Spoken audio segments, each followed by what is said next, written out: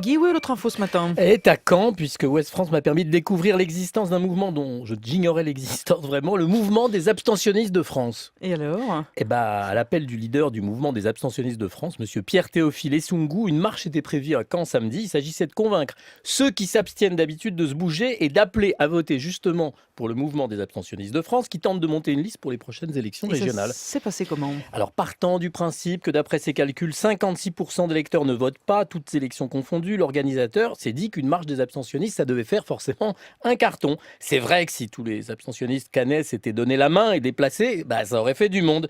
Mais ça, c'est de la théorie. La manifestation qui partait de la gare de Caen a réuni 5 personnes. Voilà. Alors, en fait, ils ont agi comme d'habitude. Ils se sont abstenus de se déplacer pour aller manifester. En même temps, tenter de mobiliser les gens qui s'abstiennent, c'est pas simple. C'est là qu'on voit que ce sera pas simple non plus de faire une liste et tenter de faire voter les gens pour une liste censée les représenter, eux, les abstentionnistes. En tout cas, moi, je trouve que cette tentative ratée a un petit côté surréaliste qui me plaît. Une manifestation où les abstentionnistes s'abstiennent de venir, c'est pratiquement beau comme du Raymond Queneau. Je dis donc bravo à Pierre Théophile Essoungou qui ne s'avoue pas vaincu par son échec de samedi, qui a relancé la marche pour samedi 3 octobre, samedi prochain, toujours à Caen à 10h30, toujours au départ de la gare. Et j'appelle solennellement tous ceux qui n'ont rien à faire samedi prochain à Caen, c'est vrai que parfois on n'a rien à faire à Caen, à ne pas s'abstenir, pardon pour les Canets. Madame Touraine, tenter de bouger et de faire voter des abstentionnistes pour une liste qui les représenterait enfin, c'est pas si mal. En tout cas, trêve de plaisanterie, l'initiative est un bon baromètre de la crise de l'offre politique. Alors je sais que ce sujet vous intéresse, j'ai lu sur votre blog une note qui date je crois du mois d'avril, où vous parliez du doute politique, du repli notamment, c'était à propos des femmes. Et tout à l'heure, vous parliez à l'instant de l'incertitude française.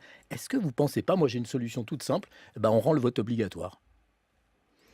S'il suffisait de rendre le vote obligatoire pour supprimer le doute et l'interrogation à l'égard de la vie politique, ce serait une solution évidemment satisfaisante. Regardez la Belgique, par exemple, où le vote est obligatoire. Les Belges se déplacent. C'est un des pays qui nous entoure qui a connu l'instabilité gouvernementale la plus forte au cours des dernières années. Donc la solution, à l'évidence, et on a vu que ça ne va marchait pas très de soi. bien. Ça marche très bien sans gouvernement.